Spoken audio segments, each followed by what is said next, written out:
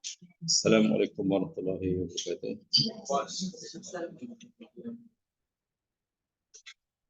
Alhamdulillah, syukurillah, la haula wa la quwwata illa billah. Assalatu wassalamu ala Rasulillah wa ala alihi wa ashabihi wa man walah. Rabbi shrah li sadri wa yassir li amri wahlul 'uqdatam min lisani yafqahu qawli.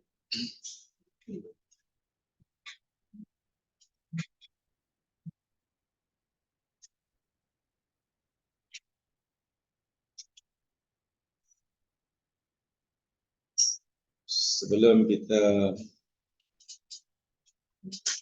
mulakan sambung apa yang kita pelajari, tajuk yang telah kita mulakan jumpa hari.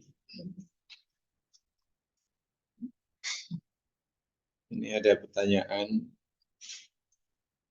daripada Puan Sizabedah.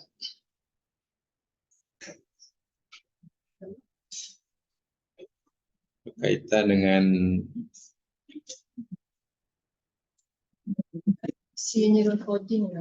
ayat yang ke-11 daripada surah Fatir.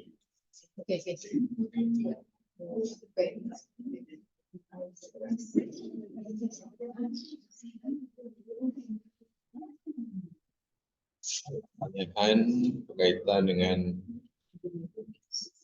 ayat 11 surah Fatir. Surah yang ke-35.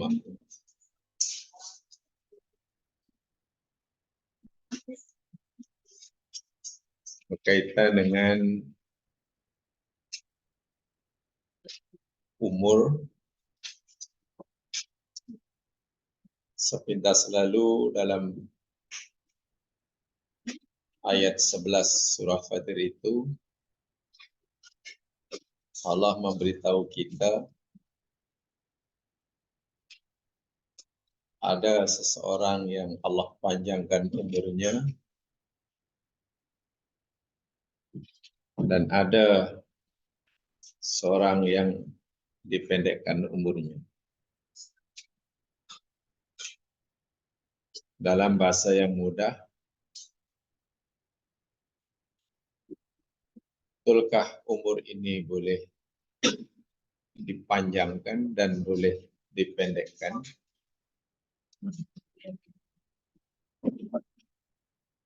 Sehingga kalau seperti itu, maknanya apakah kita boleh memohon kepada Allah agar umur dipanjangkan? Tapi bukankah Allah SWT berfirman dalam ayat yang lain, apabila ajal seseorang telah tiba, dia tidak boleh disegerakan dan juga tidak boleh ditangguhkan walaupun sesaat.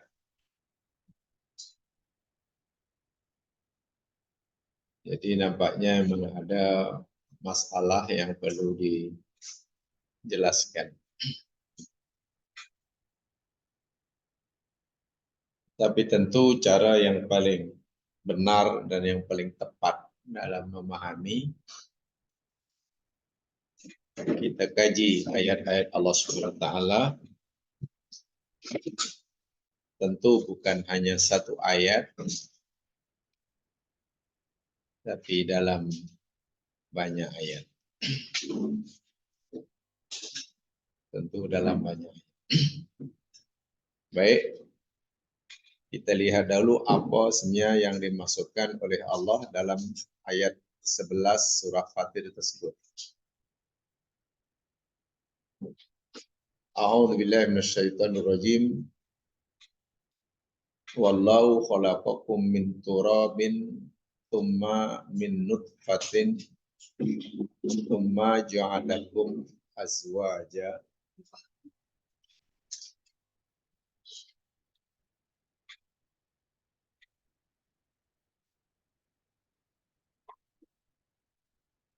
Wallahu dan Allah khalaqakum telah cipta kamu min turabin daripada turab, thumma kemudian min nutfatin daripada nutfah. Jadi ada gap masa antara ketika kita masih berupa turab dengan semasa kita jadi nutfah. Sebab itu ada thumma, ada jarak masa yang panjang tentunya. Thumma kemudian ja'alakum, Allah jadikan kamu azwajan, berpasangan, atau di sini maksudnya ada dua jenis manusia, lelaki dan perempuan. Wa ma tahmilu min untha, dan apa yang perempuan kandung dalam perutnya. Wala tadau, dan tidaklah seorang perempuan melahirkan kandungannya illa bi ilmi, melainkan dengan ilmunya. Mana Allah mengetahui kandungan seorang perempuan, dan ini telah kita pelajari dalam akhir surah Luqman. Dan Allah juga mengetahui bila, bagaimana caranya, di mana ia akan melahirkannya.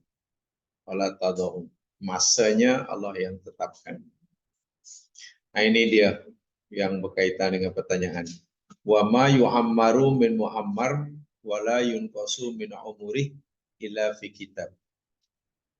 Wa ma, dan tidak, yu'ammaru, diberi umur, atau diterjemahkan biasanya dipanjangkan umur, min mu'ammarin, daripada orang yang dipanjangkan umurnya, wala yunqasu, dan tidak dikurangi dia, min umurihi, dari umurnya, illa fi kitab, melainkan telah berada di dalam kitab.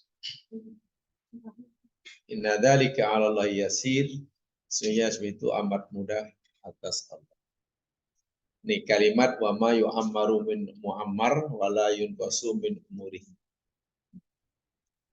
Kalau kita terjemahkan dengan dan tidaklah seseorang dipanjangkan umurnya, seorang mu'ammar itu orang yang dipanjangkan umur, dan tidaklah seseorang yang dipanjangkan umurnya, dan tidaklah dikurangi daripada umurnya, melainkan panjang dan pendeknya umur itu telah berada dalam ketetapan Allah. Allah mahfuz maknanya, sebelum manusia itu diciptakan. Baik, barangkali maksudnya, apakah maksud dan tidaklah seseorang dipanjangkan umur dan dipendekkan, dikurangi umurnya? Bagaimana umur ini boleh panjang, boleh pendek seorang itu? Kalau boleh panjang, boleh pendek, mana yang bolehlah kita minta dipanjangkan? Begitu kan pertanyaannya. Paham ya, maksudnya yang dipertanyakan itu. Ayat ini seakan-akan memberitahu kita, dan tidaklah seseorang yang dipanjangkan umurnya dan tidak dikurangi umurnya, melainkan semua itu telah berada dalam kitab, yakni di Lauh Mahfuz. Kalaulah statement ini, ayat ini bermaksud seseorang boleh dipanjangkan dan atau dikurangi umurnya, maknanya umur boleh panjang, boleh pendek.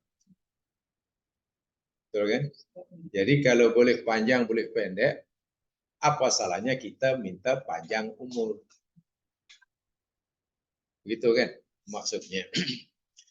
Baik, sebetulnya ya Mas Kian, ya ini di sini ada beberapa ulama tafsir.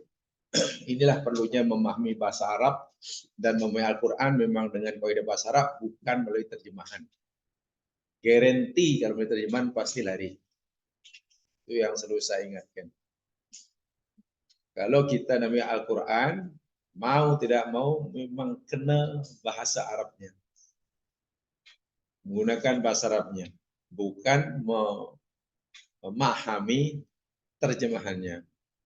Karena terjemahan Al-Quran, bukan Al-Quran, dan terjemahan Al-Quran tidak mungkin dapat memberikan makna yang sebenarnya sebagaimana yang Quran maksudkan. Tempoh hari saya katakan, seringkali terjemahan Al-Quran itu akan mengalami, terjemahan Al-Quran itu akan mengalami istilah saya tempoh hari distorsi makna. Sering kali mengalami itu. Sebab itu kalau kita memahami terjemahannya, melalui Quran dengan terjemahannya, pasti kita nanti akan menemukan distorsi makna. Sehingga pahaman yang kita perolehi tidak 100% sebagaimana yang dikehendaki oleh Al-Quran. Contoh ayat ini ya. Wa ma yu'ammaru min mu'ammarin wa la yunqasu min umuri. Domir huwa dan yu'ammar huwa, yunqasu huwa, umri huwa. Dia maksudnya. Adakah dia ini mana yang merujuk kepada seseorang? Katalah umpamanya. Apakah maksud ayat ini dan tidaklah umur dipanjangkan dan tidaklah umur dikurangi, dipendekkan, melainkan ianya telah ditetapkan. Kan itu kan, kalau difahami seperti itu, kefahaman yang kita dapat, mana umur seorang boleh dipanjang, boleh dipendek. Sedangkan dari segi bahasa yang lebih tepat, ayat ini bermaksud, dan tidaklah umur yang dipanjangkan, dan tidaklah umur B yang dipendekkan. Maknanya ada dua orang. Allah bagi contoh, ada orang yang umurnya panjang, ada orang lain yang umurnya pendek. Dan panjang dan pendeknya umur B, seorang orang lain ini semua telah dikatakan. Jadi bukan merujuk pada seorang, tapi merujuk pada orang lain. Katalah umurnya dipanjangkan. Ya, karena Allah sudah katakan di Lauh Mahfuz panjang. Sementara umur B dipendekkan. Ya, karena umur B telah dikatakan pendek sejak di Lauh Mahfuz. Sehingga kalau kita pahami seperti ini, karena domir huwa di sini, dia tidak merujuk pada orang yang sama, tapi merujuk pada orang yang berbeza. Yang satu katalah merujuk pada yang satu merujuk pada B. Bukan dipanjangkan umurnya dan dipendekkan umurnya, bukan begitu. Itu makna pertama. Ya, makna yang pertama. Sekarang kalau diartikan juga, dia dalam ayat ini merujuk pada orang yang sama, maksudnya umpamanya, dan tidaklah umur dipanjangkan, dan tidaklah umur dikurangi, melainkan semuanya telah ada dalam kitab. Katalah merujuk pada orang sama. Jadi mungkinkah umur ini panjang? Mungkinkah umur ini pendek, kan begitu kan, kalau orangnya sama. Kalau ikut pemain itu mungkin panjang, mungkin pendek. Boleh jadi ia lama, panjang umurnya, boleh jadi umurnya pendek. Kalau pemahaman kita seperti itu, boleh panjang, boleh pendek. Lalu macam mana kita memahami firman Allah Subhanahu wa taala, fa idza jaa ajaluhum la yastakhiruna sa'atan wa la yastaqdimun. Akhirnya kita bingung lagi kan, nak memahami firman Allah apabila telah tiba ajalnya, mereka tidak boleh dicepatkan dan tidak boleh ditangguhkan. Paham maksud saya? Atau bingung? Saya ulangi, ya, ini penting nih ya, sebab pahal Quran ini tidak boleh sederhana gitu lah. Perlu keseriusan tuh. Saya selalu mengatakan mengkaji Al-Quran itu perlu serius. Perlu serius. Berpikir. Pertama tadi Satan, fahaman pertama, domir huwa dalam ayat ini, kan yu'ammar itu huwa, umrihi pun nya itu dia lah. Dia ini, fahaman pertama, dari segi bahasa, merujuk pada orang yang berbeza. Maksudnya, Allah berfirman, dan tidaklah dipanjangkan umur dia ini katalah nama dia. Dan tidaklah dikurangi umur dia ini B maknanya. Maknanya ada orang yang umurnya dipanjangkan, ada orang yang umur dipendekkan. Kalau pemahaman seperti itu tak ada masalah. Tak ada masalah kan? Ada yang panjang, oh iyalah panjang pendek Allah Tuhan. Syaratnya dua orang yang berbeza ya. Dan ini yang diikuti oleh ramai ulama tafsir. Walaupun ada pendapat yang kedua, yang dimaksudkan dua dalam ini orang yang sama. Orang yang sama maksudnya tidaklah umur katalah dipanjangkan dan tidaklah umur dikurangi atau dipendekkan, melainkan ia telah tercatat di Lauh Mahfuz. Bermakna umur ini boleh jadi panjang, kalau karena Allah panjangkan, boleh jadi Allah pendekkan. Jadi umur adalah kemungkinan panjang, kemungkinan pendek bagi Kalau kedua ini yang kita terima, maknanya bolehlah kita minta panjang umur. Kan boleh jadi pendek, boleh jadi panjang, masih mungkin kan. Kalau yang pertama tak boleh. Jemaah pilih pendapat yang mana? Pendapat yang pertama ke yang kedua? Ya, fikirlah mana-mana rasa-rasa menguntungkan kita. Biasanya begitu.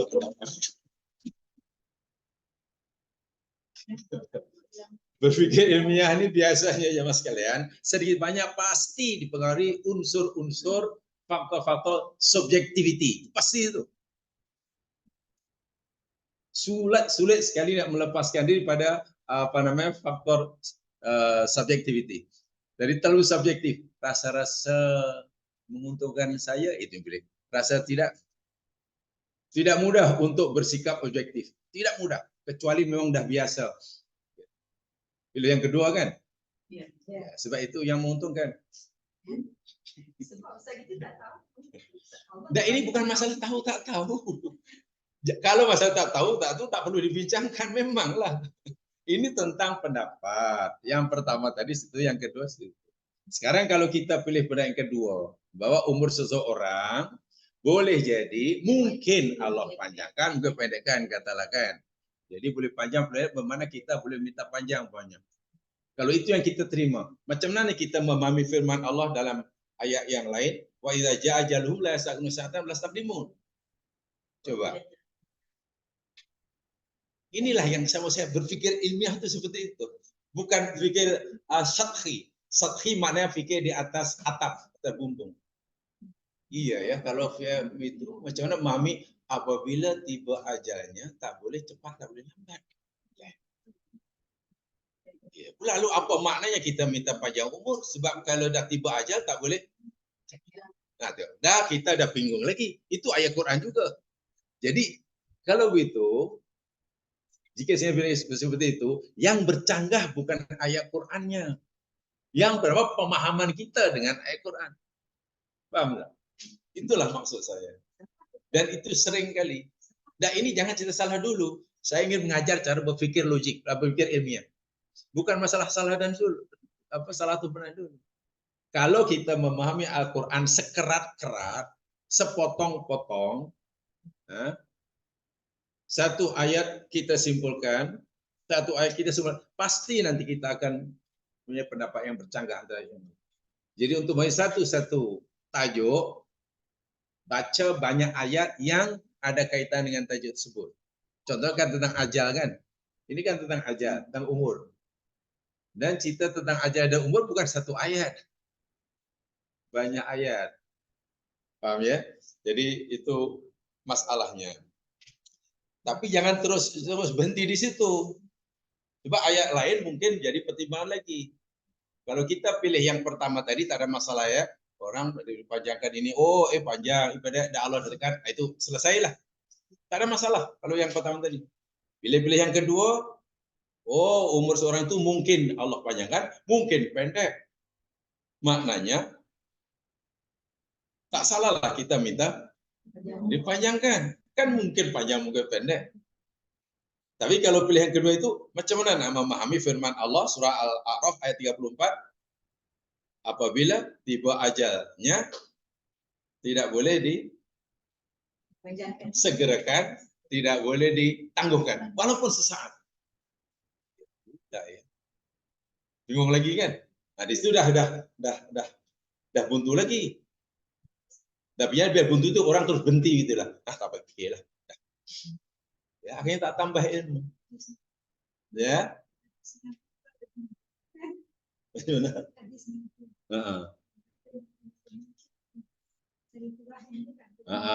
Nah, itu bukan salah hadisnya, mungkin kurang betul pemahamannya. Akhirnya difahami secara harfiah.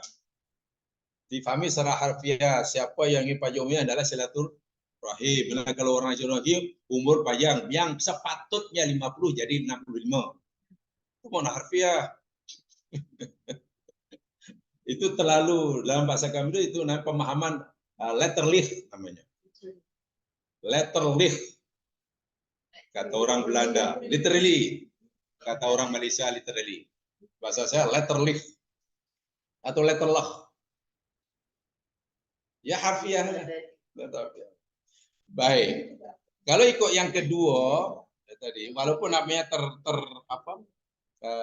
bercanggah ya, jamaah sekalian, pendapat yang kedua itu boleh juga kita terima. Boleh. Umur boleh jadi panjang, boleh jadi pendek. Karena panjang pendek yang Allah berikan pada umur itu berasbab. Ada sebabnya. Maknanya kalau orang ini dengan melakukan ini, maka umurnya aku tekan panjang. Kalau orang ini buat asbab ini, umurnya aku tekan pendek. Berasbab. Dan itu ada, lihat firman Allah dalam surah Ar-Ra'du. Ar-Ra'du ayat 30, akhir 38 hingga 39. Saya ingin memberikan satu ilmu ya Mas Kiran. Ya, ilmu sehingga zaman nanti boleh jadikan panduan untuk berpikir. Itu saja. Jadi keputusannya terserah jamaah. Dalam surah Ar-Ra'du akhir ayat 38 dan sambung 39.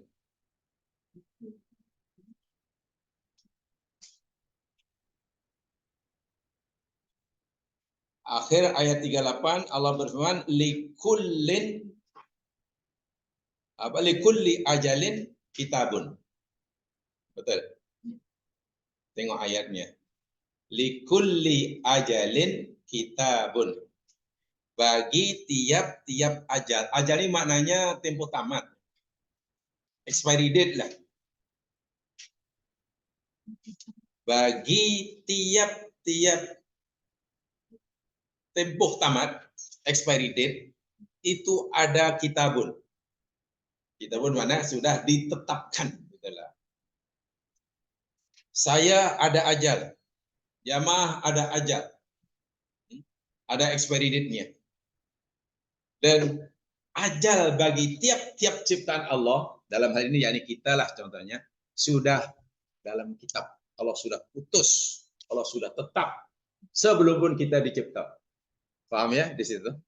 Ada ketetapan itu. Kemudian, ini dia ayat 39 nih.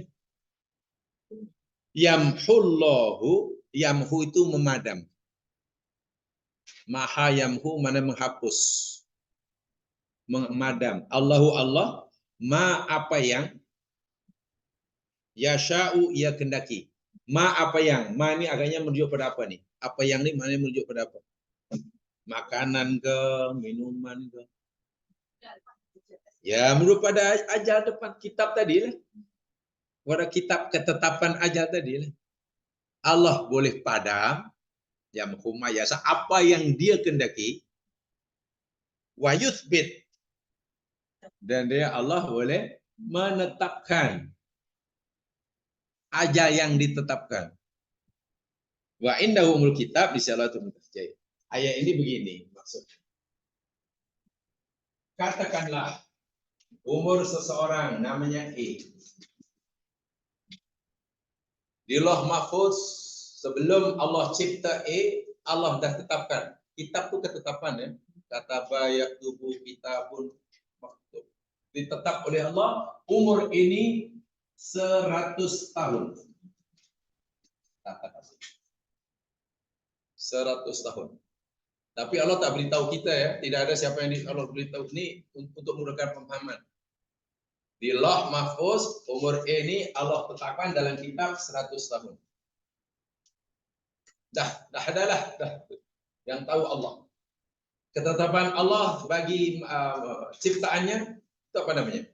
Segala ketetapan Allah yang akan berlaku bagi hamba-Nya itu apa namanya? 100 tahun apa namanya? Yalah, umur yang Allah tetapkan 100 tahun atau apa yang ketetapan Allah yang Allah tetapkan yang akan berlaku bagi hamba-Nya namanya qadar. Baru minggu lepas. Namanya qadar.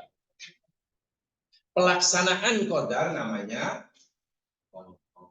kan begitu. Ini tak boleh lupa. Pertanyaan saya, orang seperti Allah telah tetapkan umurnya semenjak zaman azali, qadarnya 100 tahun. Pertanyaannya, adakah nanti bila ini lahir ke dunia, dicipta, betul-betul umurnya hingga mati 100 tahun? Allah telah tetapkan 100 tahun nih. Adakah nanti bila ini dah dicipta oleh Allah, dah lahir, kemudian adakah baru akan mati selepas umurnya 100 tahun? Agak. Mana yang kodok pelaksanaan qadar kan? Ya. Adakah mesti 100 tahun? Allah tetapkan 100. Dalam kitab 100 tahun. Nanti bila ini lahir ke dunia, adakah dia baru akan mati selepas menjadi kehidupan selama 100 tahun? Jawabannya. Jawabannya perlu dua kali jawab. Dan pasti betul. Hanya perlu 2 kali jawab dan pasti betul. Atau 2 orang jawab dan berjawab pasti betul. Yang satu jawab ya, satu tidak pasti. Ya. Itu? Tidak. Enggak, jawabnya iya atau tidak? Ya, ada iya, ada tidak. Betul. Ya sudah ada betul, ada iya, ada tidak. Allah tadi kan likuli apa namanya ajalin, dia ajal itu ada kitab. Jadi katalah sudah yang 100 tahun.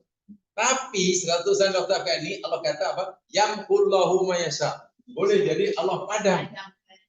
Maknanya tidak 100 tahun karena dipadamkan. Boleh jadi yusbit. Yusbit mana ditetapkan 100 tahun. Jadi boleh yamhu. Boleh yusbit. Perhatikan betul-betul. Bila Allah yusbit, katalah bagi ya, umurnya berapa umur nanti? Umur bagi bila mati umur berapa nih? Kalau yusbit 100 tahun kan? Pada yusbit. Kalau Allah yamhu, berapa umurnya ketika mati? Ya, yang pasti tidak 100 tahun lah. Ya, yang pasti tidak sampai 100 lah, kurang lah. Oke lah, katalah 80 tahun. Itu maksudnya. Pertanyaannya, macam mana Allah dah tetapkan 100? Kenapa Allah pula tidak laksanakan 100? Betul kan? Yeah. Tapi kenapa Allah sendiri kata, ya aku boleh padam. Yang nanya jadi kurang 100, boleh jadi 40 dahulu. Boleh jadi 90. Dan aku kata Allah, bila aku pergi, aku takkan dan aku lakukan 100. Nah, pelaksanaan yang di sini nih, jamaah sekalian, kita tidak boleh mempengaruhi. Kan ini ketetapan Allah dah 100 kan. Adapun foto yang kita pelajari minggu lepas atau 2 minggu yang ini kan kita diberi banyak pilihan. Kita sakit 1 hari, kita sakit. Allah kalau kita buat ini, Allah beri foto sehat. Kalau kita buat ini tetap sakit. So mana yang kita nak pilih? Itu kan pilihan kita kan. Allah akan bagi sesuai dengan pilihan kita. Nah, kalau katalah Allah ini mengikuti sunnatullah dalam menjalani kehidupan sesuai dengan sunnatullah. Jaga kesehatan, jaga makanan, tidak buat perkara-perkara yang mengganggu kesehatan, tidak berlaku. Tapi jika ini katalah gaya hidupnya tidak sehat, makan sentiasa satu talam sekali makan, 1 hari 3 kali, lepas itu tidur, 16 jam tidurnya. Minum pula apa namanya 1 hari teh tarik 3 kali, cendol, ulut kali, katakanlah kan. Wow, tak sehat. Ya tidak mungkinlah Allah bagi 100. Allah akan padamkan. Kenapa? Allah nak tetapkan 100 yusbit atau Allah yang beri bersyarat. Ada asbab. Nah, asbab itu kaitannya dengan sunnatullah pula. Kalau hamba Allah tadi beri sunnatullah 100. Kalau tidak 80. Itu maksudnya. Jadi bukan tanpa sebab tiba-tiba Allah bagi, walaupun gaya hidupnya tidak sehat, tetap 100, tidak mungkin. Ya. Gaya hidupnya pula apanya menjaga dengan kesehatan, ya akan ditetapkan. Hanya serajin manapun orang menjalani kehidupan sesuai dengan sunnatullah, tidak melanggar sunnatullah, ikut jalan hidup, tidak mungkin umurnya lebih dari 100, itu saja. Kurang mungkin, tapi lebih tak mungkin. Itu masuk ayat ini. Jadi kalau ikut pendapat yang kedua, ini boleh dijadikan panduan. Kalau itu bolehlah minta panjang umur. Panjang umur dalam arti kata yang ini, bukan panjang umur melebihi jadi 110. Ini maksimum. Jadi katalah, ya Allah, panjangkanlah umurku umpamanya. Maknanya, kalau Allah kabulkan pun, paling lama sebagaimana yang Allah telah tetapkan di Lauh Mahfuz tadi. Kan yang Allah tetapkan di dalam kitab lah. Tidak mungkin lebih 100. 1 tahun tak mungkin. Tapi ingat, hanya minta ya Allah panjangkan umurku, atau dalam bahasa Al-Quran, ya Allah tetapkanlah ajalku sebagaimana yang engkau telah tetapkan. Katalah yusbit. Sekadar itu, tapi gaya hidupnya tak sehat, ya tidak mungkin lah. Betul. Karena apa? Karena ini semua bersyarat. Kalau kamu buat gini-gini, umur kamu hanya 80 sudah. Walaupun aku sebenarnya bagi peruntukan 100. Bila kamu gaya hidup kamu gini-gini akan syaratnya apa nih aja Mas kan? Untuk ini boleh jadi yang hukum yang syaratnya. Kembali saya katakan, Allah suruh kita makan apa? Makanan kita makan berarti halalun thayyibun. Kan itu saja syaratnya. Mana banyak sangat? Hanya 2 saja. Bab makanan. Halalun dan thayyibun, itu saja. Itu dari makanan yang kita makan. Halal dari segi hukumnya, thayyib jadi beri manfaatnya pada tubuh badan. Sebab ada benda yang halal tapi tidak sesuai bagi orang itu. Walaupun sesuai bagi orang lain, ya jangan makan. Cendol pulut durian, ya halal thayyiban bagi A. Tapi bagi B hanya halal tapi tak thayyib, ya jangan makan. Itu dari makan. Itu pun halal thayyiban pun ada syaratnya. Allah kata, kulu wasrabu wala tusrifu. Ada juga. Makanlah, ini halal. Makanlah, ini baik untuk, tapi la tusrifu. Bila kita israf, jangan harap sampai 100. Walaupun minta panjang umur. Inilah yang dimaksudkan ayat ini. Jadi ayat ini benar-benar memandu hidup kita. Memandu kita. Sebab kalau hanya sekadar, ya Allah panjang umurnya, tapi kita tidak melakukan syarat-syarat yang ditetapkan. Ya, ibaratnya kita, ya Allah, jadikanlah aku kenyang tapi tak mau makan. Ya kirim salam. Ya Allah, bila kalau ilmu yang banyak, ya Allah pandai kan ya Allah, tapi tak mau belajar. Ya sadaqallahul azim lah. Paham maksudnya? Nah, itulah. Jadi, kalau ikut ini umur memang boleh panjang, boleh pendek dalam arti kata ya. Panjang pendek maksudnya yang kalau panjang pun ini maksud panjang ini. Dia seorang itu akan meninggal pada waktu yang Allah telah tetapkan sebagai zaman Azali. Kalau 100 lah, tapi bersyarat. Syaratnya orang itu mesti mengikuti sunnatullah. Jika sunnatullah dalam kehidupan dilanggar, bab makan, bab minum, bahkan dalam Al-Quran dalam surah Kahfi contohnya, macam mana cara Allah, menurut sunnatullah, macam mana cara Allah menjaga kesehatan Ashabul Kahfi yang tidur 300 tahun lebih. Allah kok ini pusingkan, balikan kanan, belah kiri, digerak-gerakkan. Jadi tidak berada dalam posisi yang sama dalam jangka masa yang lama. Itu boleh menjaga kesehatan. Itu salah satu cara dia. Sunnatullahnya. Kan yuqallibu dzatal yamin, kami ke kanan, ke kiri. Nabi Ayub disuruh oleh Allah Subhanahu wa taala, "Urkud birijlik, hentakkan kakimu, Yub." Hentak-hentakkan kaki. Hentak-hentakkan kaki. Kemudian minum daripada dalam dan gunakan yang lain untuk mughtasal, mandi. Itu betul-betul kaidah jaga kesehatan. Jadi Allah nak bagi sehat pada orang sakit pun ada perkara yang sunatullah yang mesti diikuti. Gitulah.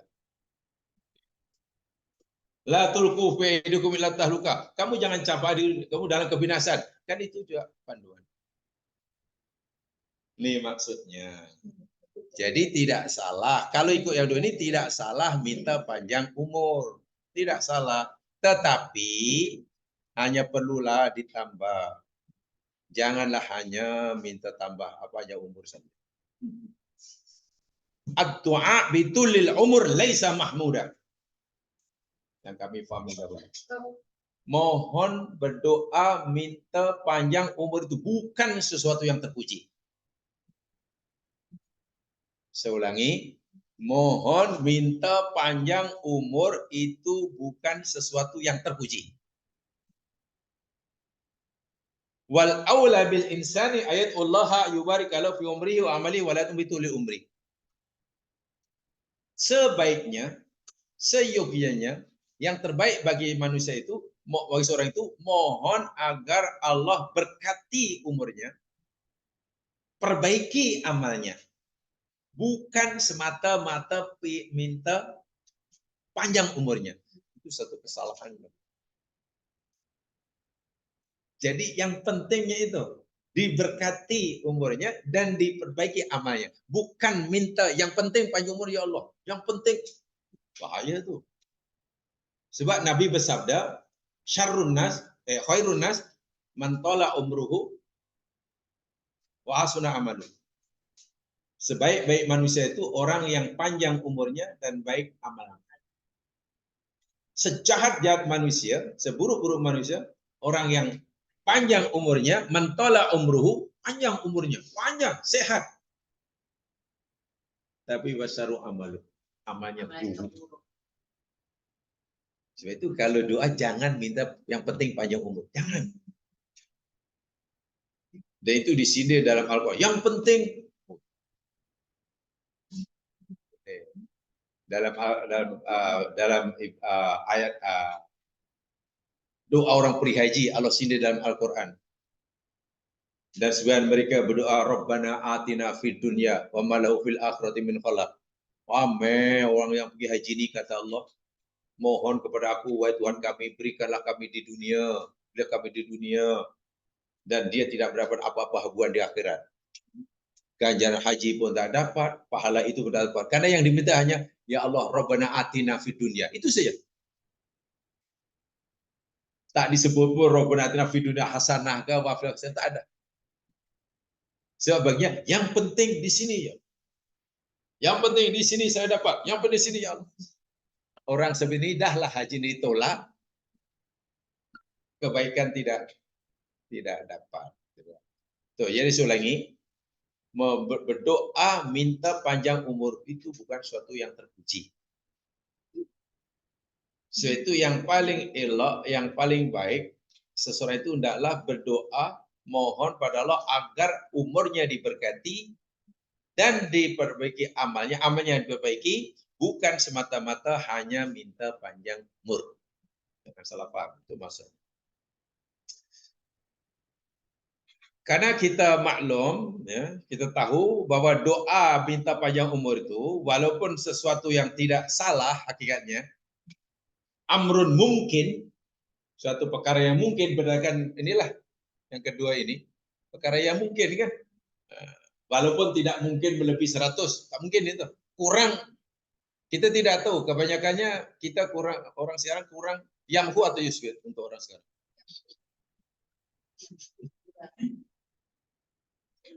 Kebanyakan orang sekarang agaknya lah ajalnya ini jenis yang yamhullah atau yusbir. Saya tidak tahu. Saya tidak tahu. Kalau Nabi semuanya yusbit. Ini kalau Nabi. Sebab itu para Nabi, kata Rasulullah SAW, apabila telah tiba ajalnya, katalah ajal yang Allah tetapkan Nabi ini umurnya 60 tahun. Katalah kan, di Lauh Mahfuz.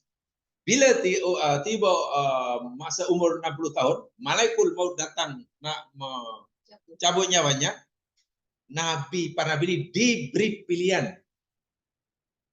Allah beri hak untuk memilih sama ada nak mati masa itu karena ajalnya sudah tiba atau minta tambahan umur. Semua Nabi. Semua Nabi. Oh baru tahu. Masya Allah itu hadis sahih. Ya. Yang peliknya tak ada seorang pun Nabi yang minta tambah. Nabi Musa nak dicabut nyawanya. Mula-mula tak mau, malaikat malu dilepuk, keluar biji mata malaikat maut. Mengadu pada Allah, lalu bagi tahu Musa. Kalau dia tidak mau mati sekarang sebab ajal sudah tiba, dia nak minta panjang umur kan. Ditawari. Musa kata, ya Allah bagi kamu panjang umur dan berapa kamu nak minta. Jadi Allah nak bagi kamu, letakkan kedua tapak tanganmu di atas kambing biri-biri yang banyak bulunya. Kambing biri-biri yang tebal bulu dia, ayah Musa letakkan kedua tapak tangan Nabi Musa ini mesti lipo kan. Tapnya mesti lipo. Sebab lepuk orang mati ya. Mana mesti lipo kan. Letak, tutupkan, apa maksudnya? Lalu kamu kira berapa helai bulu domba yang berjaya kamu tutup dengan tapak tanganmu itu. Kamu kira. Ini bulu biri-biri yang tebal ya. Setiap satu helai bulu ada nilainya 1 tahun.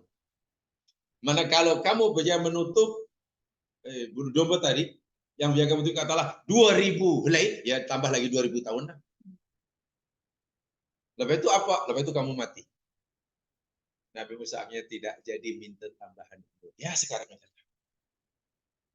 Nabi Muhammad demikian juga. Ketika di pangkuan Aisyah radhiyallahu anha, sebelum wafatnya, Nabi kata Ar-Rafiqul A'la, Ar-Rafiqul A'la, Ar-Rafiqul A'la. Mana ingin segera jumpa Allah Subhanahu wa taala.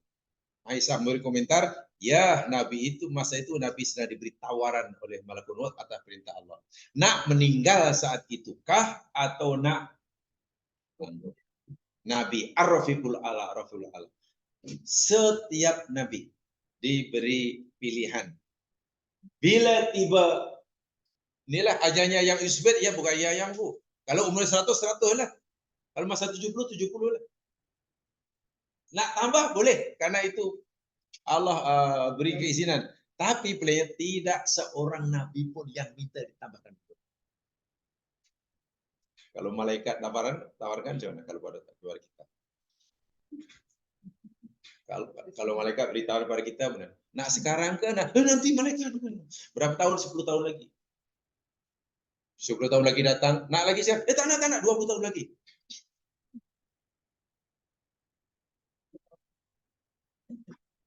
Apa agaknya rahasianya? Ketika Nabi, siapa Nabi tak ada yang mau. Jamaah sekalian, sebenarnya sangat sederhana kalau kita memahami, kita boleh memahami sangat sederhana. Kenapa Nabi tidak mau tambahkan?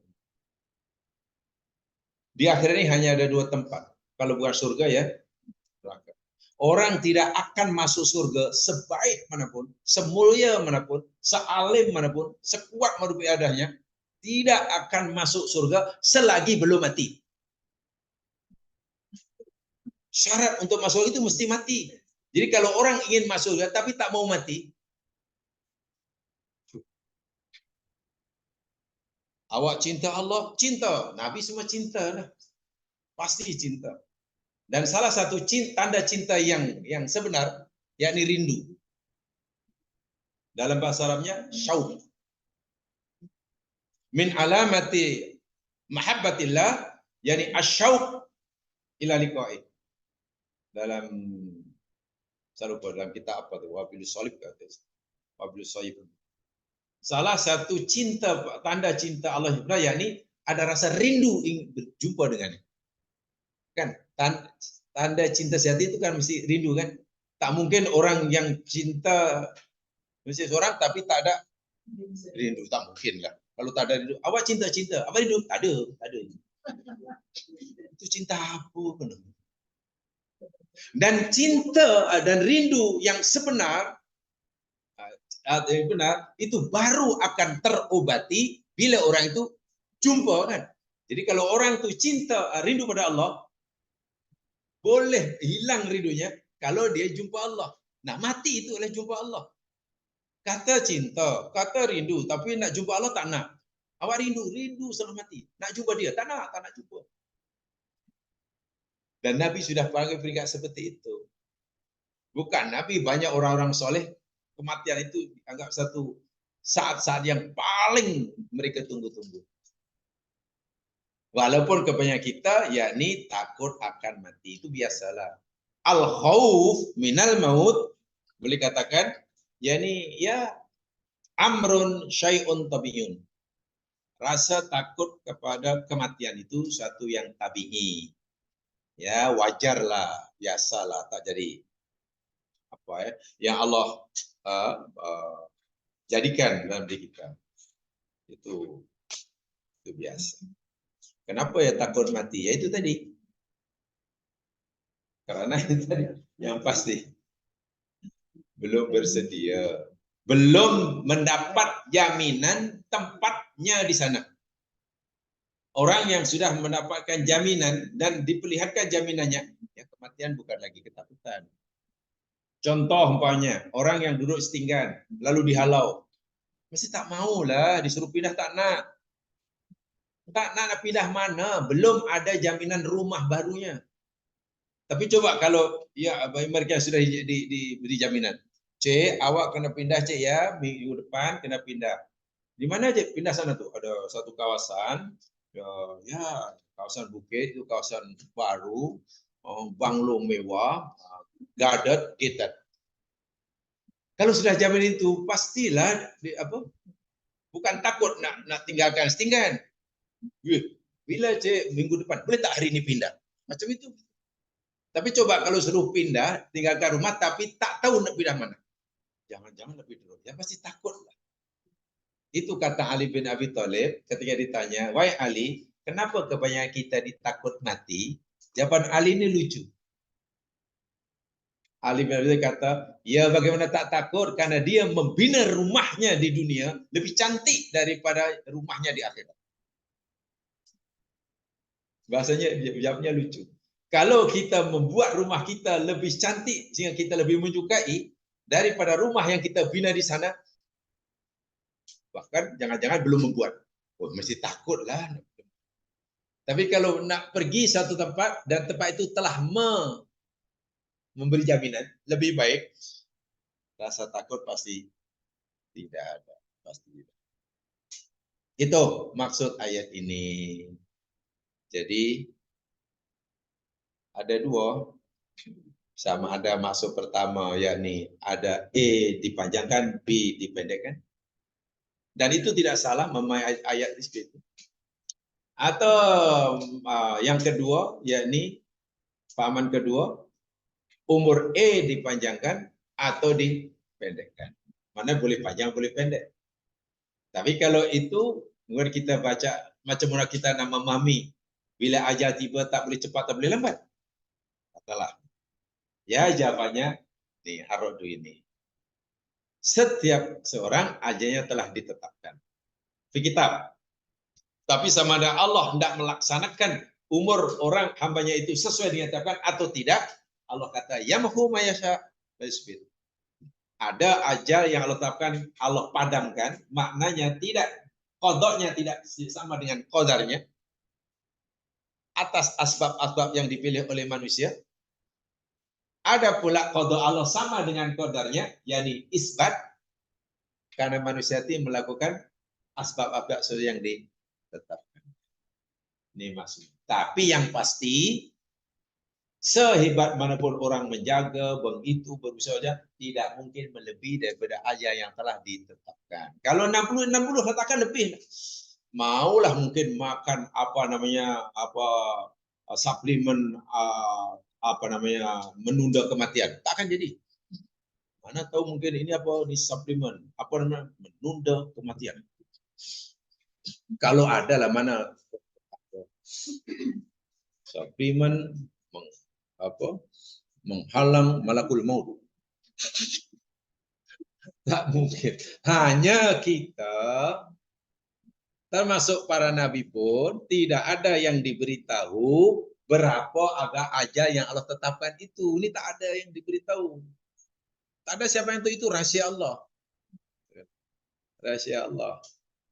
Sama ada 10 hari ke 10 bulan. Kan kita tidak tahu. Ada budak baru lahir mati, 5 tahun meninggal, 15 tahun meninggal. Jadi meninggal bukan faktor usia lama atau muda ya, tua atau muda, tak. Syarat mati bukan mesti tua.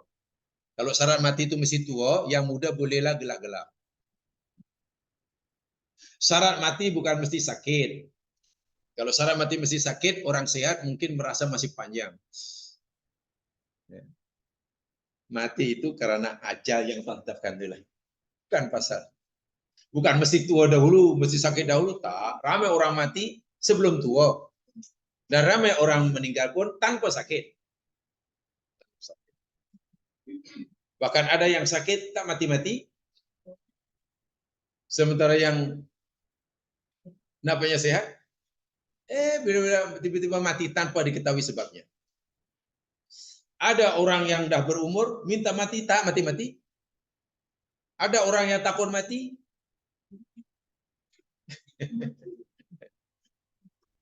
Malah mati. Malah mati. Ya.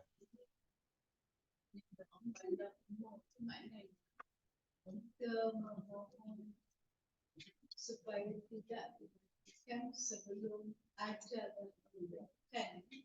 Maksudnya kan. Saya tidak tahu, karena tanya yang berdoa, saya tak pernah doa ini. Ya betul, terus terang saya jawab. Nggak, tanya yang doa. Yang tak doa mana tahu maksudnya. Saya tak tahu apa tanya dia. Sebab yang saya amalkan yang diajar ya ini, Allahumma barik lana fi umurina, sesuai dengan ya Allah berkatilah umur kami yang kuberikan. Itu saja. Sedangkan berapa lamanya, kadarnya, bilangannya, daripada segi dipanggil apa istilahnya, CA-nya, kita tak perlu tanya.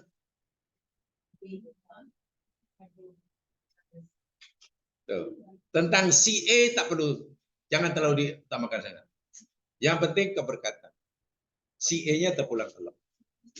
Ya. CA. CA. Chronological age. Oh. Saya nggak tahu. Kan umur ada chronological age, ada biological age. Chronological itu umur angka, biasanya diukur, dikira daripada lahir hingga mati. Biasanya orang akan tengok IC, tarikh lahir. Bila oh lahir di tahun 50. Oh mana. Itu dipanggil Umur awak sekarang apa? 60. Berapa? 70. Berapa? 30. Itu dipanggil chronological age. Tak perlu. Awak baru 35. Awak sudah 95 tapi macam 15 tahun. Orang biasanya terlalu itu yang dipikir. Sehingga kalau boleh panjang. Jadi minta panjang biasanya minta yang CA-nya itu. Ada orang mungkin katakanlah ya Mas Kan. Umurnya mungkin CA-nya baru 45 umpamanya. Sebab tengok tarikh lahir, baru 40 tahun. Tapi biological age-nya tengok dia punya organnya, selnya, fungsi-fungsi organ yang terpenting dalam tubuhnya, jantungnya, semualah yang penting dan awak ni macam 75 ya. Itu dipanggil biological age. Umur kronologinya baru 45. Tapi sel yang ada dalam tubuhnya terutama yakni organ-organ penting macam sudah 75. Ya mungkin tak lama lagi. Situ mungkin ada orang yang umurnya insyaallah sudah 85. Tapi biological age-nya baru 56. Nah, itu sehat. Jadi sebenarnya yang itu yang kurang dijaga. Tapi orang lebih bangga yang CA-nya. Sehingga minta panjang yang CA-nya. Bukan keberkatan. Kalau minta panjang pun tak akan lebih daripada itu. Umur 30 tahun penuh dengan keberkatan, amalnya pula diterima oleh Allah, kemudian mati jauh lebih utama, lebih mulia dari umurnya 130 tahun tapi elak. Jadi buat apa? Bukankah nanti dipanjang umurnya hanya bermakna akan menambahkan dosa? Ya apa?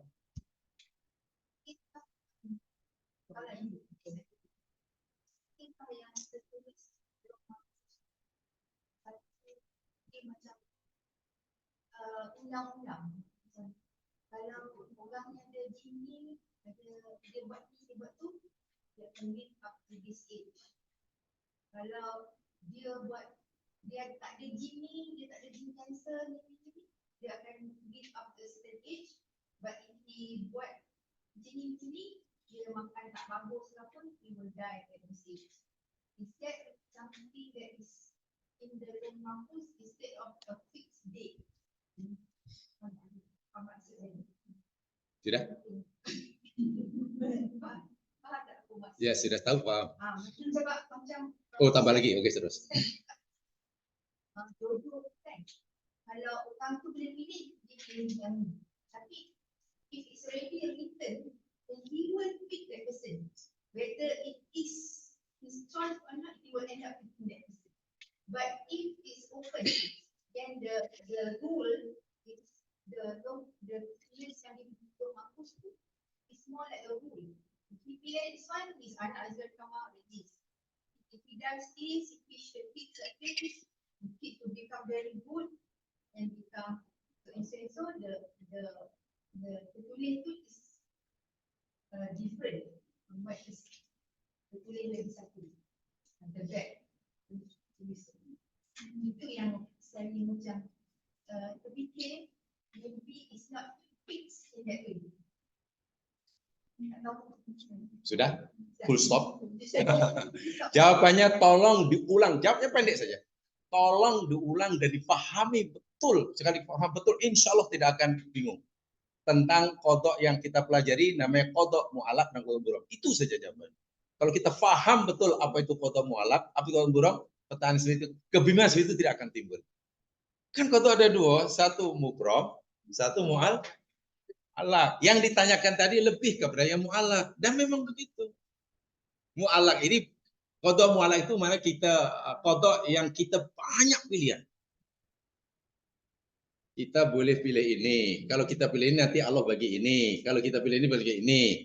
Itu mubrom. Apa itu mu'alaq? Yang mubrom kita langsung tak ada pilihan. Contoh. Katalah tiba-tiba saya, dalam diri saya ada penyakit warisan daripada orang tua saya. Itu bukan pilihan saya. Dan saya tidak disalah sikit pun. Salah tak ada dosa sikit pun.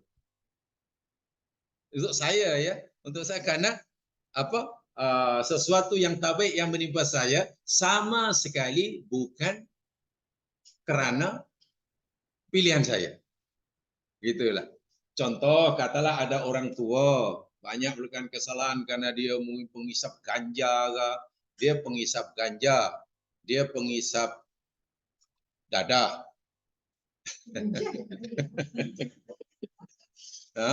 Dia hari-hari makan pil setan. Hari-hari makan pil setan, pagi satu, malam satu. Tahu pil setan? Ekstasi lah. Nah, ini bahasa lokal lah. Kalau bahasa internasional kan ekstasi. Ini bahasa lokal. Pil setan. Sehingga karena dah dalam jangka masa adalah mabuk, tentulah dalam tubuhnya banyak macam penyakit. Kan? Pasti. Minta maaf kemudian dia pula mungkin melanggar larangan Allah lah. Ya.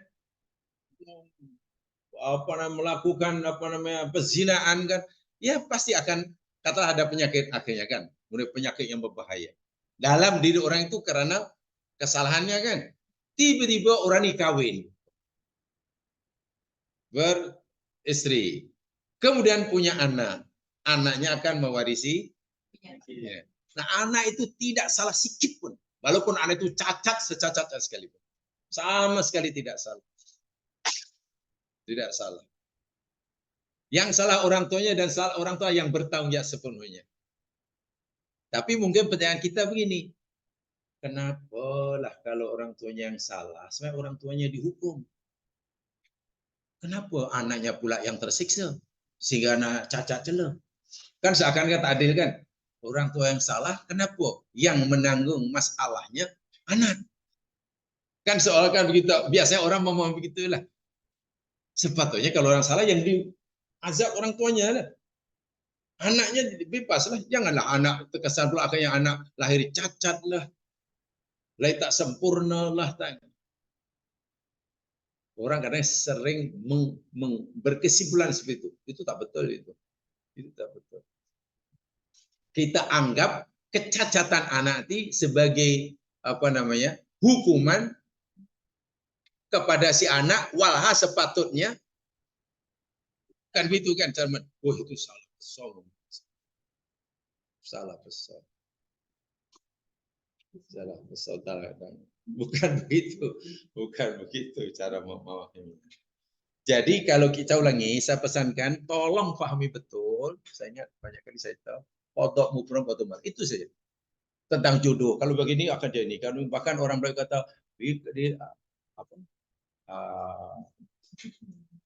apabila dah jodoh takkan kemana. Jadi you tak payah cari pun nanti datang sendiri. Kalau you cari pun tak, kalau bukan jodoh, senang untuk memahami mana mubrom, mana mu'alaq. Senang sekali. Contohnya, mana-mana kodok, ketetapan Allah buat kita yang kita diberi kebiasaan memilih. Contoh, bab kawin ada tak perintah kawin? Ada. Atau kita diikat oleh malaikat tiba-tiba ada datang duduk. Karena itu perintah Allah pasti itu mana kodok mu'alaq. Pilihan kita. Ini pilih ini jadi itu, pilih itu jadi itu. Pasti. Apa yang berkaitan dengan taklif itu kaitannya dengan kodok mu'alaq. Yang tidak ada kaitan dengan taklif, kita tak ada kebiasaan memilih, kemudian berlaku pada diri kita, namanya kodok mubrom. Dan tidak ada rekod pertanyaan, tak ada tanggung, tak ada dosa pun tak ada. Saya lahir sebagai lelaki, tak ada pertanyaan. Kenapa kamu lelaki? Dulu mak kamu nak perempuan? Saya jawab, ya Allah, mana aku tak tahu. Jadi kalau itu tak boleh, kita boleh pisah bezakan, ini mubrom kunal amel, kita pasti akan berpikir yang bercampur aduk. Wah itu bezanya sangat ketara itu. Sebab itu tolong pahami, saya ulangi nasihat saya, pahami betul kodok murom, kodok mu'alaq. Kodok murom ini aja, urung batasi, ikat betul. Ini kodok mu'alaq ini. Nanti pemahaman kita insya Allah jadi mudah. Kalau tidak nanti kacau. Sehingga seakan-akan kodok mubrom pun mu'alaq.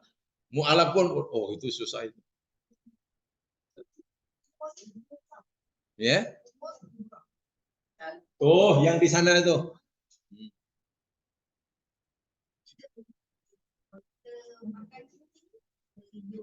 Mu'alaf. Mu'alaf kan Allah sendiri kata boleh yamhu, boleh yusbit. Tapi Allah nak yamhu kah? Allah nak yusbit kah? Bergantung apa yang kita ada faham. Kita sakit, kita berubat sesuai dengan kata Allah, lalu Allah bagi sehat, itu qada Allah. Kita sakit, kita tak mau berubat, bahkan melanggar macam-macam peraturan, penyakit lagi makin teruk, makin parah, itu pun qada Allah. Tapi yang qada yang Allah berikan pada kita, bergantung apa yang kita pilih. Tapi orang kadang-kadang begini, bila apa yang berlaku kepadanya sesuatu yang dia sukai, dia kata, ini ana punya ikhtiar. Tapi bila yang berlaku pada ini sesuatu yang dia tak sukai, ini qada Allah. Ini kesilapan yang paling teruk. Bila untung banyak dalam perniaga, ya saya rajin. Saya rajin, saya dah pergi kerja, awak masih tidur. Saya belum balik kerja, awak dah tidur. Saya tahu macam mana strategi perniagaan. Sebab itu saya untung. Bahkan saya berhak mendapatkan kejayaan seperti ini. Ini pun kira lambat. Sebabnya tahun lepas saya dah berjaya. Itu bila berjaya. Bila lingkup, macam lingkup. Dan sabar je dia. Itu teruk sungguh. Allah sentiasa dijadikan kambing hitam dalam kehidupan. Tahu kambing hitam? Itu salah besar tu. Asal tak baik aja, takdir. Tak baik aja. Kalau baik, macam mana awak boleh lulus? Saya rajin belajar. Saya rajin, saya beri, saya kamu main-main itu, saya cemerlang. Sekali berikutnya tu banyak gagal. Macam mana boleh gagal? Dia boleh sabar dia. Masya Allah. Nampaknya kena belajar lebih tentang akidah. Itu salah besar tu. Bukan salah kecil, salah besar. Salah besar. Bila yang benda yang baik, dia klaim itu dirinya, tapi bila tak baik, jadi macam mana? Sedangkan tidak ada sesuatu yang berlaku di alam semesta ini, hatta luruhnya sehelai daun, melainkan atas kehendak. Macam mana bila senang? Tak dikaitkan dengan kehendak Allah, tak bila senang.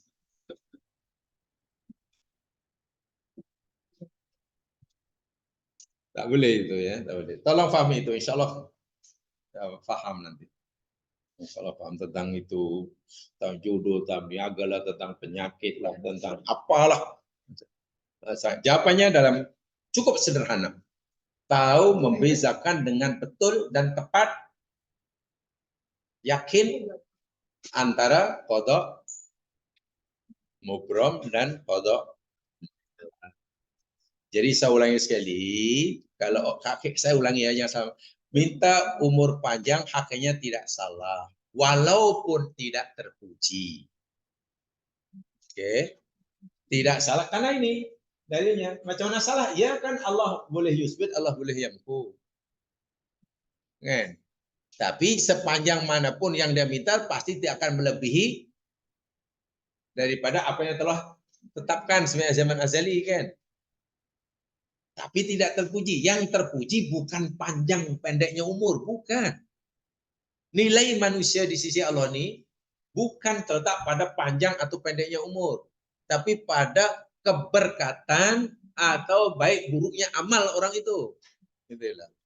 Umur 45 tahun kata mati, tapi berkat, amal banyak, masuk surga. Umur 450 tahun, baru mati. Seluruh kampung di dunia telah pergi, bukan seluruh negara, seluruh kampung. Bayangkan, saking hebatnya itu, kan? Tapi bekalan tak ada. Coba macam mana? Ya neraka lah. Lalu apa fikir 450 tahun itu panjang? 400 tahun itu tadi nilainya berbanding kekal. Kita telah pelajari dahulu. Jangankan 450 tahun. 1 triliun tahun hidup kita di dunia pun tidak ada nilainya walaupun 1% berbanding kekal di akhirat. Betul kan? Berapa persen nilai 1 triliun tahun dibandingkan kekal? Berapa persennya? Berapa peratusnya? Kosong. Angka sebesar mana pun bila dibandingkan dengan angka yang infinity, kosong. Jadi bukanlah bukan lama. Sebab itu yang paling baik, mintalah Allahumma barik lana fi umurina. Bahkan dalam satu riwayat, saya malah lebih juga mengikuti pendapat itu mursal, mana ucapan sahabat, walaupun ada yang menjadikan itu hadis Nabi, tapi kalau dikatakan itu hadis Nabi, darjah hadis itu lemah. Kalau dikatakan itu hadis Nabi, tarafnya dhaif, tapi kalau dikatakan itu mursal, mursal itu ucapan sahabat, itu sahih, marfu. Jadi ada doa begini. Allahumma ij'al khaira a'marina.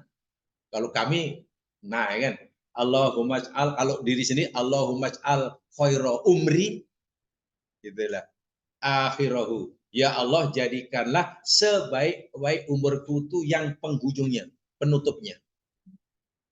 Katalah umur yang Allah tetapkan kita mati kata 60 tahun. Kita mau Allah mohon pada Allah agar Allah jadikan tahun-tahun terakhir itu yang terbaik daripada tahun-tahun sebelumnya. Artinya walaupun 50 tahun sebelumnya itu tak baik, tapi mungkin 3-4 tahun terakhir yang terbaik sehingga jumpa Allah kita dalam keadaan baik. Mintalah yang itu. Bukan minta ya Allah kalau umurku tangan 60 boleh tak bagi 120. Jangan, tak payah. Jadikanlah sebaik-baik umurku yang ujung. Wa khaira a'malina khawatimahu. Ya Allah, dan jadikanlah sebaik-baik amalku penutupnya. Khawatim. Jadikanlah sebaik-baik amalku yang menjadi penutup amalan. Jadi ketika kita jumpa Allah, kita sedang melakukan amalan yang terbaik. Amalan ahli sihir Fir'aun sepanjang hayat itu semua teruk belaka. Kufur, syirik sepanjang hayat. Tapi amalan terakhir yang dilakukan oleh bekas ahli sihir Fir'aun di penghujung ayatnya percaya pada Nabi Musa. Mati ketika mempertahankan imannya pada Allah dan kepada Nabi. Wah, itu mana sebaik-baik amalan. Masuk surga itu orang. Berpuluh tahun dosa sebelumnya padam. Waj'al khaira ayyami yauma alqaq. Ya Allah, dan jadikanlah sebaik-baik hariku, hari Sabtu, Isnin, Selasa, yakni hari terakhir aku jumpa engkau. Itu sebabnya doa yang patut diucap. Bukan minta panjang. Saya tak kata tak boleh ya. Tak pulang. Jadi kalau minta itu. Jadikanlah sebaik-baik hariku. Kan hari ini kan hari Rabu, Khamis, Jumat, hari Sabtu, akhir Syawal, Dzulqa'dah, Februari, dan ya Allah, jadikanlah sebaik-baik hariku. Karena kita telah melalui banyak hari ini. Hari yang terbaik, yakni hari ketika aku jumpa engkau. Allahu Akbar. Ketika mati ya. Kalau itu dia kan hari terbaik, ya husnul khatimah. Tak kiralah masa jumpa Allah tuh mana waktu itu umur kita baru 500 hari ke, baru sebut aja masalah. Yang penting itu yang terbaik, masa terbaik. Jadi terbaiknya bukan yang terlama ya. Kayak lama. Tapi itulah kadang kita ini minta maaf ya. Pemahaman budaya atau kehidupan ini kurang membantu pemahaman kita terhadap agama. Contoh, agama menyuruh kita melihat umur itu seperti itu. Tapi kadang-kadang pemahaman yang berlaku dalam masyarakat tak seperti itu. Ambillah contoh. Ada pengumuman katalah, tuan-tuan dan puan-puan, siapa yang ada masa dipersilakan untuk bagi takziah salah seorang adik Korea kita meninggal malam tadi. Bulan di bulan. Siapa yang ada masa, silalah. Kita takziah. Mungkin orang tanya, siapa ya? Alah si fulan. Berapa umurnya? Umurnya baru 41 tahun. 41 tahun. Wah, gila mati baru spontan itu komen masyarakat.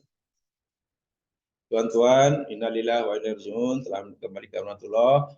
Hari Korea kita pagi tadi. Siapa ada masa silakan. Siapa ya? Si Haji Prang. Berapa umurnya? Umurnya 99 tahun 5 bulan. Oh, patut. Oh. Bila dalam kepala kita dah macam itu selalu, jangan harap boleh memahami seperti itu. Itu yang saya kata, sering kali pemahaman yang berlaku dalam masalah ini menghalang kita memahami Al-Quran yang sebenarnya. Dan itu bagi saya tidak mudah untuk menghilangkannya. Tidak mudah. Sebab itu spontan kan, bila orang bagi spontan, mana itulah keyakinan yang mereka pahami selama ini. Tak, 9 patut lah. Lagi pula apa yang dia nak, dia dah kaya. Bukan semua negara, semua kampung di dunia pergi, apa lagi yang nak? Tak biasalah.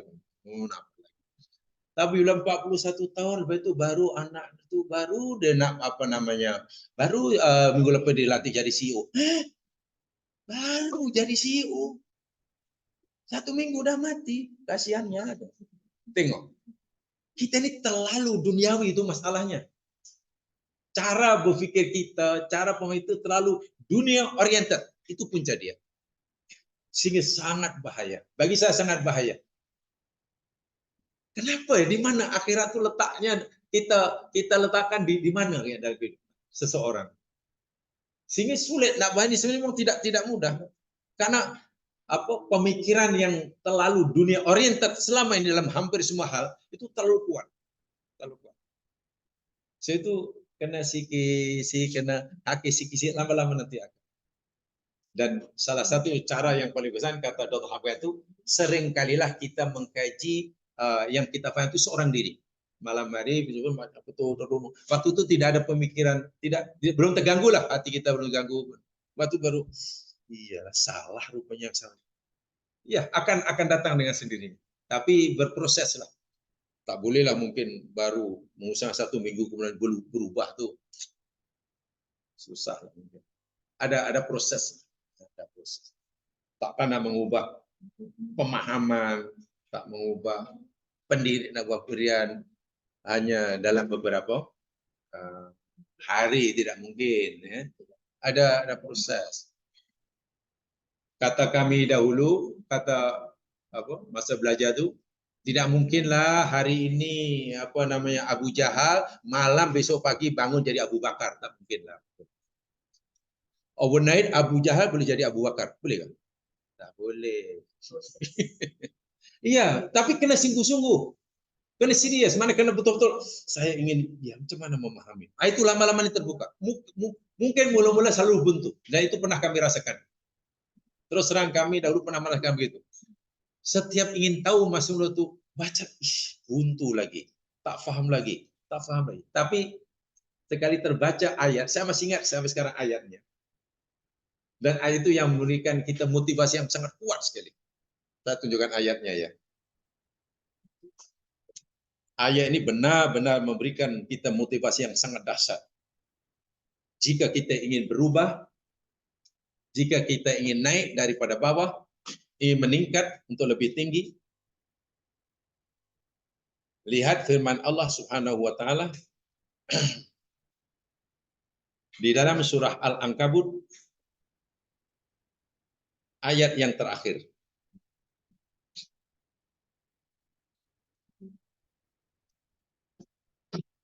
Surah 29 ayat yang terakhir, ayat 69.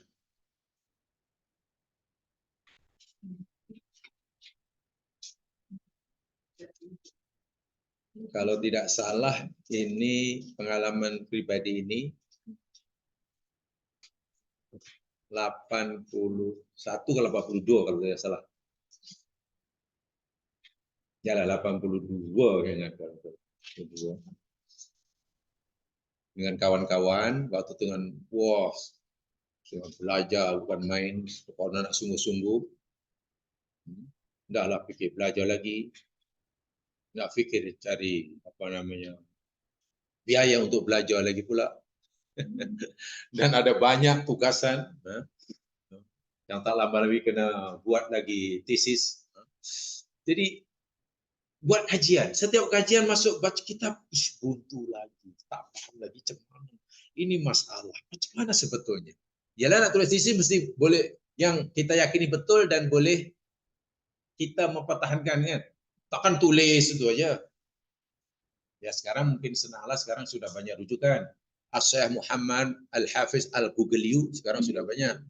Masa itu mana ada. Kan banyak pelajar-pelajar tuh bertanya pada Tuan Guru Al-Gugeliu. Dulu tak ada, kena pergi library itu. Mana ya? Buntu. Apa yang kamu nak tulis?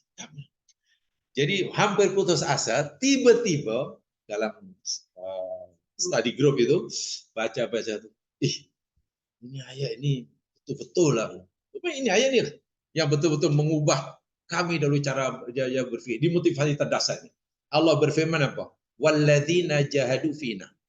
Dan orang-orang yang jahadu mereka jihad. Jihad itu mana? Menggunakan segala kemampuan, keupayaan, kalau tenaga lah, atau harta benda lah, kalau waktu-waktu lah, dikorbankan. Sebab jihad ini maknanya ada 3. Jihad itu maknanya ada 3. Satu yakni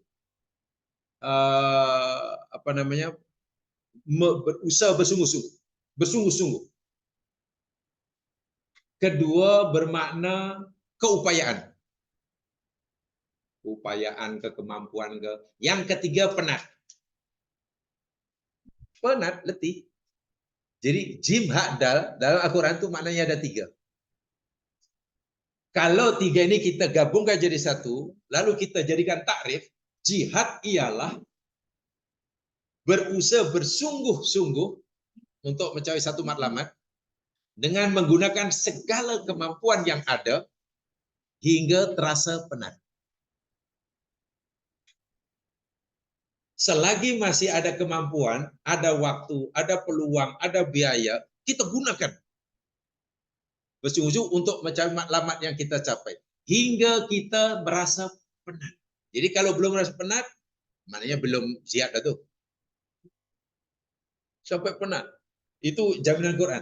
Apa kata Allah? Orang-orang yang berjihad fina di jalan kami, atau fina kerana kami, boleh juga. Kerana kami, di jalan kami. Mana jalan yang betul? Kalau kita baca kitab ingin faham, ya fina lah. Bersungguh, apa jawaban Allah? Lanah diyannahum subulan. Sungguh pasti kami akan tunjukkan pada mereka jalan-jalan kami. Bukan satu, jalan-jalan. Banyak jalan. Waktu itu tiba-tiba macam betul-betul dapat suntikan semangat yang luar biasa. Mula-mula buntu, lepas itu menjadi mudah. Oh, buntu itu rupanya hanya cabaran. Macam mana kitab ini kata begini? Kita sekali kaji lagi lebih lanjut. Ada aja cara Allah tunjukkan. Makin terang, makin terang. Ayat ini saya pegang hari ini.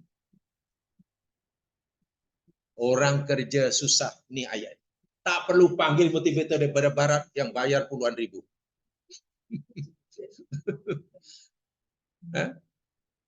Panggil pakar motivasi barat 20.000. Kita bagi dia Syahwati. Kesan pun tak seberapa. Hanya glamour pasal panggil Mak Saleh. Wah ini. Tak kira you sedang berusaha ke, peniaga ke, pelajar ke, mengalami kehidupan yang susah, ingin bangkit ke. Sekarang kata negara sedang masalah ekonomi ke, susah.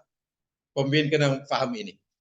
Dan orang-orang yang bersungguh-sungguh, berikhtiar. Tapi sebenarnya fina ya. Fina itu mesti kerana Allah, bukan karena manusia. Bukan ingin pujian, bukan ingin bla bla bla bla lah. Kerana Allah.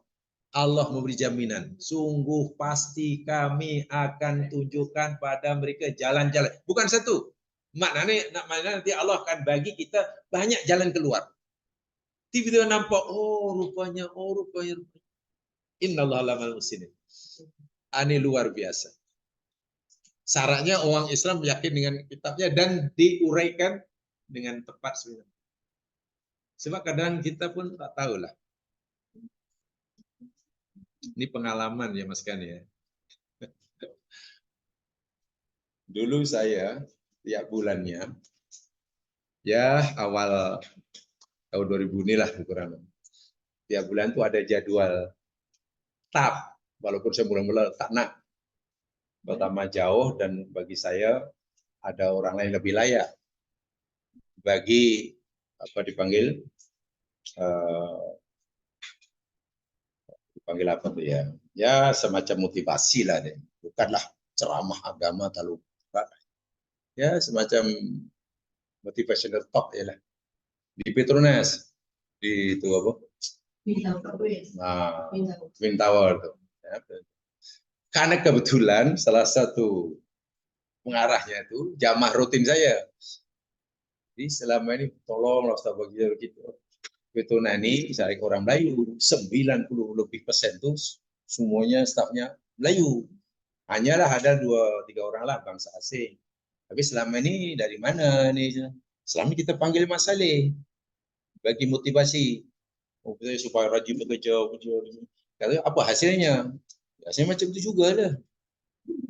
Tapi yalah, kan masalah kan hebat saya kata. Yalah memang hebat lah begitu semangat orang semuanya. Tapi hasilnya salah saya fikir-fikir sebab dia mengaji. Orang ini mengaji juga dalam kelas saya. Bahkan biasanya kan kalau bagi motivasi supaya orang harus bekerja kan. Mencapai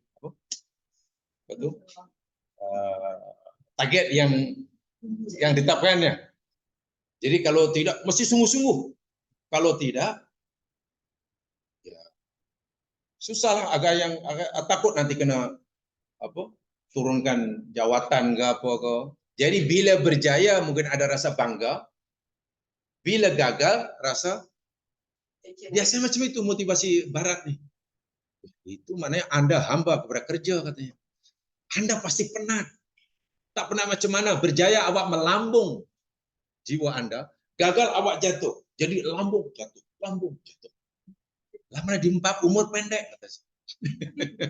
Itu bukan motivasi agama. Kita kan orang Islam. Saya setuju. Kalau semua orang Islam, oke. Kalau itu, ya, insya Allah saya bersedia. Saya sampaikan sekali. Saya pilihkan mulai dari etos kerja. Tajuknya mudah ya, etos kerja. Saya ingat, saya hanya sedia sekali saja. Karena jauh kan ke situ. Jauh. Walaupun sebulan sekali jadi. Rupanya dia minat. Kalau tak boleh Ustaz, sekali tak boleh. Apa ini kena ini baru kali pertama. Mana bulan depan datang lagi. Satu datang tekan ini. Etos kerja itu sudah bersiri. Apa pandangan Islam tentang bekerja? Anda semua Muslim, saya Muslim. Saya tidak melihat depan itu tan sirik apa saya panggil saudaranya. Saya tidak mungkin. Saya mengajak mereka sama. Tidak melihat saya sebagai pengajarnya dan mereka tidak merasa sebagai pelajarnya. Biar sama. Saya orang Islam, tuan-tuan orang Islam, kita bicara tentang Islam. Mana kita bicara tentang rumah tangga sendiri. Satu kata ini, baru mereka rajin, kata kawan yang panggil saya itu. Kesannya sangat besar. Sangat besar. Karena mereka yang menggerakkan mereka itu yakni Allah. Bukan lagi mencapai matlamat lah, takut bos lah. Ada yang takut kena turunkan jawatan kalau tak memenuhi apa? Dipanggil itu KPI lah. Ini stres, dunia itu stres. Ini cuma kata orang itu untuk motivasi seorang. Ya, motivasi seorang tapi bukan motivasi ala Islam. Sebab nawaitunya ini betul. Waladina jahadu sudah betul. Tapi yang salah apa? Finanya tak ada. Fina dibuang aja, penat ya wasilah hidup, penat. Berjaya penat, gagal lagi penat. Jadi macam mana lah Nahdiyana Usubulana? Ada aja masalah. Jadi sampai bila-bila tak akan rupa-rupanya banyak setuju. Ayat ini mungkin banyak yang hafal kurang Petronas waktu itu. Ya, tahun 2002, 2003 macam itu. Mungkin banyak yang ramai pun yang dah pencin dah. Sebab saya pernah merasakan ada kenangan manis dengan ayat ini. Yalah. Kita bingung nak mana nak belajar sendiri tak faham di kelas pula jalan malam masuk kelas. Baca kitab ini sedangkan tugasan untuk susun skripsi tesis sudah makin dekat. Kena mempertanggungjawabkan di depan profesor nanti dah diuji. Pening. Tiba-tiba kawan tu, ini bagus ayat ini katanya. Apa tu? Wallah tidak jauh. Lalu kita kaji, kita coba gali apa kata musim. Oh iyalah. Lalu yang terkadang pertama jahadu dan fina. Juga jahadu karena diartikan secara sederhana jihad. Apa itu jihad? Itu masalahnya. Wahai jihad, jim hak dal. Setelah kita kaji Al-Quran, maknanya ada 3 itu. Jim hak dal, juhdun maknanya kemampuan, juhdun maknanya bersungguh-sungguh, juhdun maknanya penat. Bila 3 itu jihad itu maknanya berusaha bersungguh-sungguh untuk mencari matlamat lah tentunya. Dengan menggunakan segala kemampuan yang ada hingga terasa penat. Mana kalau kita masih punya kemampuan, waktu, ke tenaga, ke waringgit, dan matlamat belum kita capai, kemampuan itu mesti kita korbankan. Sehingga orang Melayu kata, jihad itu berkorban. Nah, iyalah memang. Jadi jihad sebenarnya bukan untuk mendapatkan sesuatu saja, tapi untuk mendapatkan sesuatu mesti kita korbankan apa yang dah ada. Jadi bersedia kehilangan apa yang ada untuk mendapatkan yang hingga terasa penat. Kalau orang berjihad tak rasa penat, kalau belajar ibadah belum rasa penat, itu belum belajar. Ya, waktu akhirnya, penatnya, ya tak pernah macam malam lambat tidur, pagi pula kena ini, pun datang lagi. Apalagi waktu itu saya masih ingat, karena tak dapat beasiswa, mungkin tak layak, orang tua tak mampu, ya sampai cari sendirilah. Cari sendirilah, bawa tutut ke. Saya pernah bawa tutut. Di Thailand panggil tutut, di Jakarta panggil bajai. Ingat. Itu bila malam, balik pukul 8, balik, okey. Ada orang sewa, kita sewa lah. Ambil angkut orang, masuklah taman-taman, pukul 12, pukul 1 baru tidur. Lapo bukan main. Ya lapo lah. Cari makanan tepi. Saya masih terkenang sekali. Tiba-tiba ada lalu depan saya punya sewa tu dengan kawan. Ada orang lalu pikul tu bapak tu. Tidak. Ya lapo kita panggil lah. Buat jual lontong lu agaknya kan. Bapak, bapak. Ada apa bapak? Tadi bapak cakap tak yang tidak. Apa tu? Apa tidak. Rupanya sate kodok. Tak mau bahas. Dibeli tedok pukul 12 malam, bayangkan. Mana kalau sini sudah pukul 1 malam. Baru makan. Karena dia tak makan. Belajar penat makan. Belum makan. Jadi makan apa adanya aja. Rupanya tedok, sate kodok. Tak jadi makan. Makan lontongnya. Tapi lontongnya dah tak ada, tak cukup. Sayurnya adik katanya. Dah apalah. Yang penting banyak lontongnya, penting kenyang. Mana betul-betul penat. Baru rasa, oh iya, betul Quran kata, jihad itu mesti sampai rasa penat. Rasa. Baru Allah tunjukkan. Memang betul, lepas itu 1 tahun lepas itu, hidup makin nampak jalannya. Oh, cara-cara ini. Allah sendiri akan tunjukkan. Jadi, belajar tak ada masalah akhirnya, pemahaman relatif lebih mudah. Sebenarnya susah. Ini susah. Dah lah kitab tak ada, kena pergi library. Library pula ada masa bukanya. Kita ada masa nak pergi library tutup. Library pula kita tak ada masa.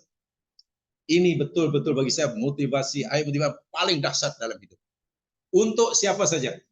Bagi pelajar ke, peniaga ke, orang susah ke, orang miskin ke, ahli politik ke. Ini ayatnya. Dan orang pencen ke. Orang pencen ke, orang pensiun ke, orang pensiun ke. Betul. Ini saya ingat 3 kali ayat ini saya 3 kali lah. Tak, bukan Pak, 3 kali. Ayat ini saya ingat 3 kali saya ulas, saya bincang dengan staf Petronas waktu itu. Saya ingat, ini aja 3 siri. Dan mereka seronok soal jawab ini. Tapi tolong, dan saya seronok kalau ditanyakan pemahaman mereka, motivasi pahaman Mak Salih itu. Saya seronok. Karena sekarang saya boleh kalau salah, saya salahkan. Ya kalau tak tepat dengan Islam takkan kita, iya kan? Hanya karena yang menyampaikan Mak Saleh yang buta. Kenapa kita mesti merasa inferior? Itulah maksud saya. Orang yang mudah sangat rasa, bahasanya panggil inkishaf. Inkishaf itu rasa Inferior itulah rasa ini masalah ini Tuhan. Itu tak baik. Tak baik. Al-Islamu ya'lu. Nabi kata Islam itu tinggi. Kenapa kita rasa seakan-akan semua yang depa kata benar belaka? Ya apa tidaknya, kan masalah glamour datang naik kapal terbang. Datang briefcase ada orang pegang. Glamour lah. Tapi rupanya orang Islam masih boleh terpengaruh dengan itu. Minta maaf dalam saya tidak itu. Bagi saya serupa, selagi tak betul ya salah. Ada rasa ya hormat menghormati sebagai manusia lah, tapi jangan sampai rasa apa namanya? Istingkaf rasa dalam Quran ini. Istingkaf itu rasa inferior, rasa macam mana orang Islam merasa rendah ya? Hah?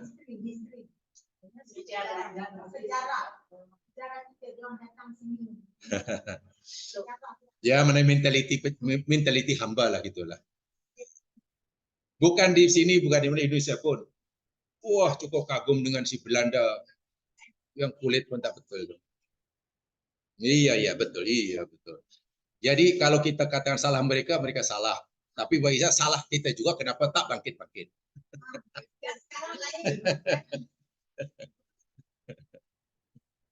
Yang lain-lain, yang belum lain.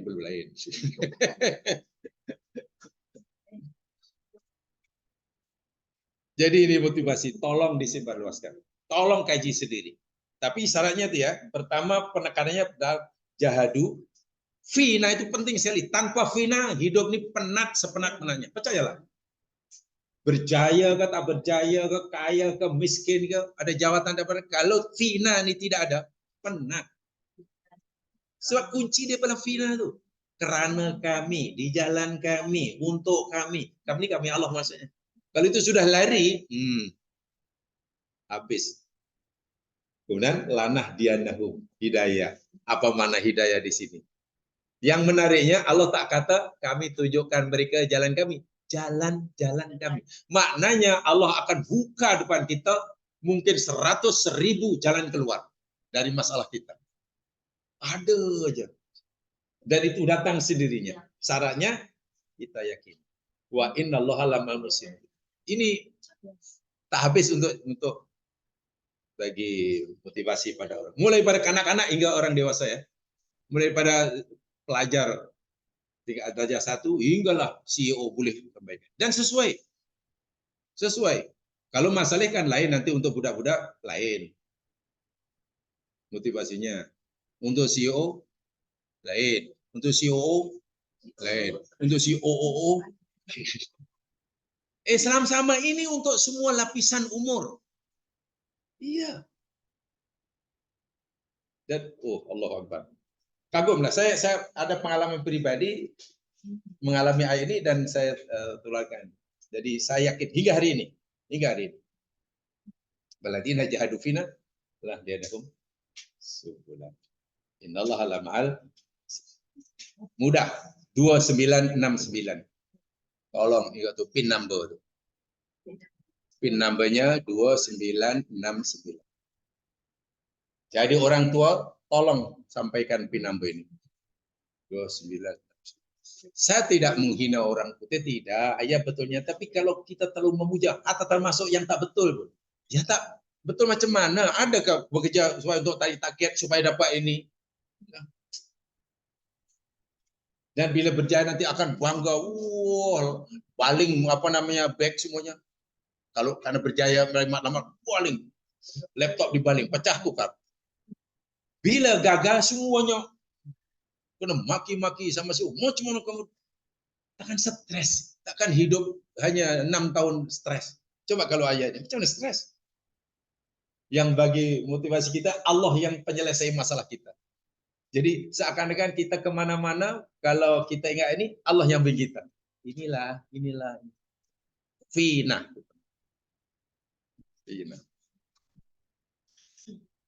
Itu aja, mudah-mudahan tadi boleh difahamin ya? Boleh pasti, boleh paham? Nah, kalau tak paham cari sendiri. Jadi kesimpulannya itu saja lah. Nak pilih pertama boleh juga pertama karena memang dari sinah bu seperti itu. Yang kedua, kalau kira yang kedua, kena tengok ayat-ayat yang lain. Walaupun kesemua tadi kesimpulannya saya tadi berdoa minta panjang umur semata-mata bukan perkara yang terpuji, itu saja. Yang terpuji yang baik yakni mohon keberkatan umur dan kebaikan amalan. Itulah. Kalau nanti umur panjang dan diberkati, lagi bagus. Kalau umur diberkati walaupun tak panjang, alhamdulillah. Tapi kalau panjang umur pun tapi tak ada berkat, tak ada kebaikan, innalillah.